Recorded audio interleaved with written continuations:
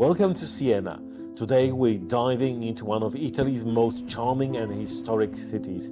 From its medieval streets to its famous horse race, Siena is packed with history, culture and delicious food. So let's get started.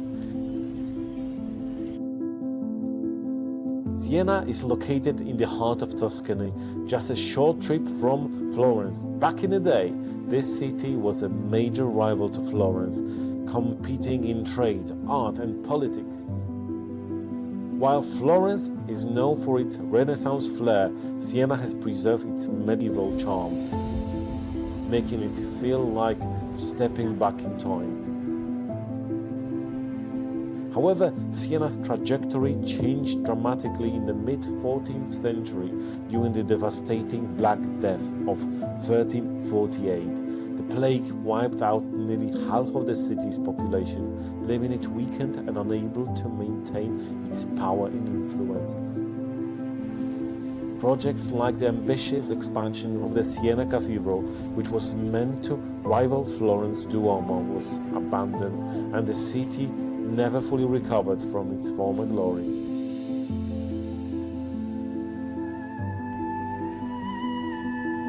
Let me show you some of the amazing places we visited in Siena. Our first stop is the Basilica of San Domenico. The majestic church is dedicated to Saint Catherine of Siena, one of the city's most revered figures and the patron saint of Italy. Inside you will find relics of Saint Catherine, including her preserved head and finger, which is both fascinating and deeply spiritual. From the Basilica, we wandered through Siena's medieval streets, which feel like stepping back in time. Each corner has its own story and secrets. Our next stop is Piazza Salimbeni, home to Monte dei Paschi di Siena, the oldest surviving bank in the world. This piazza is a testament to Siena's former role as a financial powerhouse during the Middle Ages. We stumbled upon a small piazza with a statue of the she-wolf, nursing Romulus and Remus. This symbol ties Siena to the legendary origins of Rome. This is Piazza del Campo, the heart of Siena and one of the most beautiful squares in the world.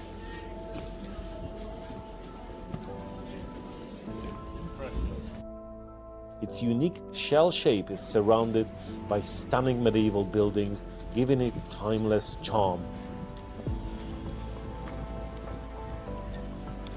Overlooking the piazza is the Palazzo Pubblico, Siena's historic town hall, and the Torre del Mangia, a towering symbol of the city. At 87 meters, it was designed to be the same height as Siena Cathedral, symbolizing the balance of power between the church and the state during that time, a bold statement for a medieval city. The name Torre del Mangia has an interesting backstory. It is said to be named after its first bell ringer, Giovanni di Balduccio, who was a nickname Mangiaguadani. This nickname came from his reputation for spending all his money on food and indulgence. Over time, the name stuck and the tower became known as the Tower of the Eater. Piazza del Campo isn't just a beautiful landmark, it's also the site of the Palio, Siena's legendary bareback horse race. Siena is built on 3 hills and the city is divided into 17 districts or contrade. Each contrada has its own unique colors, emblems and a fierce sense of pride. The Palio is more than just a race. It's a centuries-old tradition where the city's contrade battle for glory. Held twice a year, this race is more than just a sporting event. It's a fierce competition between the city's contrade and the celebration of a community pride. The energy during the Palio is electric, with the entire city coming alive in support of their neighborhoods.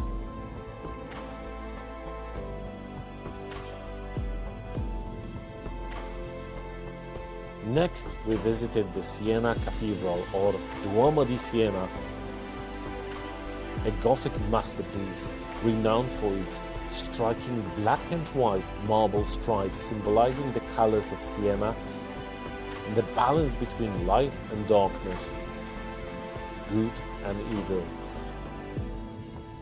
The cathedral is filled with art, history and a hidden symbolism, making it a deeply spiritual and awe-inspiring place.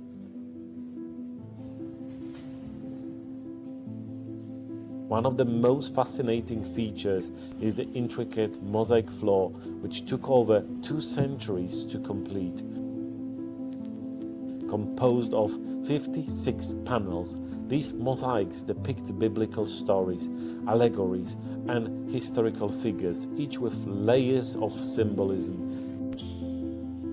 The cathedral is also adorned with votive offerings or ex votos left by believers as tokens of gratitude for divine intervention or answered prayers. These votives, ranging from small tokens to more elaborate offerings, reflect centuries of devotion and serve as tangible connection between the faithful and the divine. Inside the cathedral features a unique optical illusion. The ceiling appears to be divided into rectangular panels, but they are actually painted, with each panel filled with golden stars on a deep blue background, creating the impression of a heavenly sky. The Duomo is also home to several sculptures created by Michelangelo, including the Saint Paul and other figures intended for the Piccolomini altar, which commemorate Pope Pius II, a native of Siena. And there is the Piccolomini Library, a hidden gem filled with colorful frescoes by Pinturicchio and his workshop, including contributions from the young Raphael. The library houses ancient illuminated manuscripts, and it's easy to imagine the painstaking work of scribes who created these treasures by hand. This is way before the printing press invention. The frescoes, they follow the story of Enes Piccolomini, who later on became the Pope Pius II. For all that exploring, it was time for a well-deserved break. We stopped at a cozy cafe to enjoy some classic bruschetta, which was absolutely divine. Then we had some Siena's famous sweets, panforte, a dense spiced cake, and ricciarelli, soft almond cookies, which I found really tasty. Siena truly stole our hearts with its history, charm and amazing food. Whether you're here for the Palio, exploring its medieval streets, or just soaking up the atmosphere, Siena is a must-visit destination in Tuscany. Thanks for joining us on this adventure. Don't forget to like, subscribe and comment below with your favorite part of Siena. See you in the next video.